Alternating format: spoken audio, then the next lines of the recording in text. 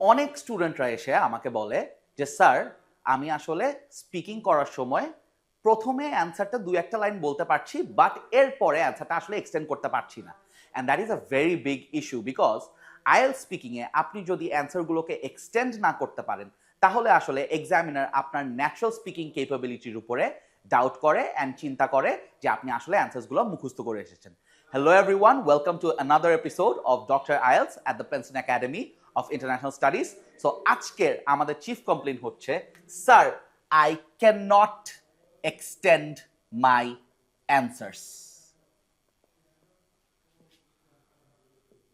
in the speaking test.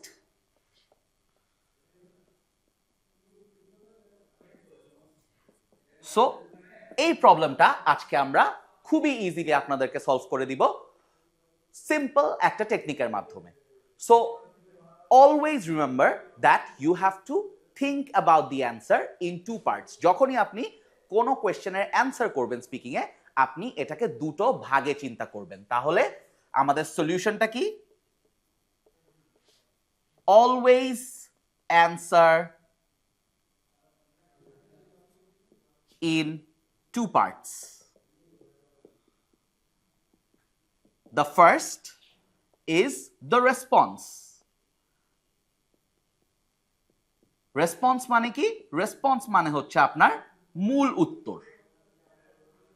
তাহলে আপনি একটা কোয়েশ্চেন শুনেছেন, আপনাকে একটা কোয়েশ্চেন জিজ্ঞেস করেছে এক্সামিনার, আপনি সাথে সাথে মাথার মধ্যে যে অ্যান্সারটা আপনার চলে এসেছে that is your response. For example, ধরেন আপনাকে জিজ্ঞেস করলো what is your favourite subject অথবা what was your favourite subject in school. তো আপনার মাথায় অবশ্যই নিশ্চয়ই একটা সাবজেক্টের নাম চলে আসছে, কিন্তু এরপরে কি বলবেন এটা আসলে আপনার মাথায় আসতেছে না। সো আপনি ফার্স্ট রেসপন্সটা দিলেন, আপনি বললেন যে মাই favourite subject in school was history. তো আপনার কিন্তু মূল উত্তরটা হয়ে গিয়েছে। এখন এক্সামিনারকে আপনার কনভিন্স করতে হবে about your natural speaking ability, about your communication ability.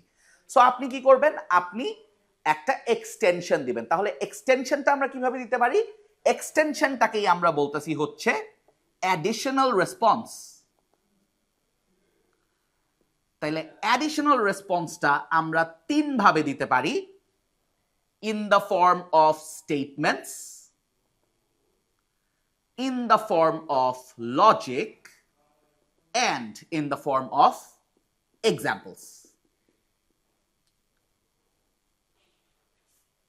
So again, for example, আপনাকে জিজ্ঞেস করা হলো what was your favorite subject in school? আপনি কিন্তু মূল উত্তরটা দিয়েই দিয়েছেন ইতিমধ্যে, my favorite subject in school was history. তো এখন যদি আপনি এটার সাথে কোনো এক্সট্রা কথা অ্যাড করতে চান তাহলে আপনি তিন ভাবে এটা নিয়ে চিন্তা করতে পারেন। Firstly, in the form of statements, secondly, in the form of logic, and thirdly, in the form of examples. Statement হিসাবে চিন্তা করলে আপনি যেই বিষয়বস্তুটা নিয়ে কথা বলতেছেন ওই বিষয়বস্তুটার ব্যাপারে দুই একটা জেনারেলাইজড কথাবার্তা বলতে পারেন, অ্যান্ড এটাকে আমি বলতে পছন্দ করি আসলে কি হিসাবে। ঠিক আছে? তাহলে ধরেন আপনি বললেন my favourite subject in school is, অথবা my favourite subject in school was history. তাহলে আপনি হিস্ট্রি জিনিসটা কি এই ব্যাপারটা নিয়ে কিছু একটা বলেন।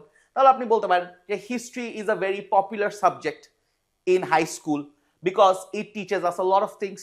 সো এই যে আপনার এক্সটেনশনটা কিন্তু হয়ে গেল সিম্পলি। এরপরে আরো সহজ হচ্ছে আপনি যদি লজিক দিয়ে চিন্তা করেন। লজিকটা কি? এটাকে আমি বলতে পছন্দ করি কেন হিসাবে। ঠিক আছে? এন্ড এটাই আসলে সব স্টুডেন্টদের মূল হাতিয়ার বা একটা ক্যান্ডিডেটের মেইন ওয়েপন হতে পারে যে কোনো অ্যান্সারকে এক্সটেন্ড করার জন্য, বিকজ প্রত্যেকটা কথার পিছনে কিন্তু একটা লজিক থাকে। সো আপনি ধরেন বললেন my favourite subject in school was history, and then you say because history is a very interesting subject, it taught me a lot of things, so I love studying it. And finally যদি আপনার statement logic কোনোটাই মাথায় না আসে তাহলে আপনি একটা example চিন্তা করেন, যেটাকে আমি বলতে পছন্দ করি যেমন। সো ধরেন আপনি এক্সাম্পল দিয়ে এক্সটেন্ড করতেছেন, আপনি বলতে পারেন মাই favourite subject in school was history, history taught me a lot of things, for example history taught me about the independence of the subcontinent. এই তো হয়ে গেল আপনার অ্যান্সার এক্সটেন্ড করা। সো পার্ট 2 তে আমাদের আরেকটা প্রবলেম থাকে, দ্যাট ইজ আমরা কিভাবে আমাদের কিউ কার্ডটাকে এক্সটেন্ড করব। 2 মিনিট টেনে কথা বলবো। ওটা জানার জন্য stick to the next episode. Thank you.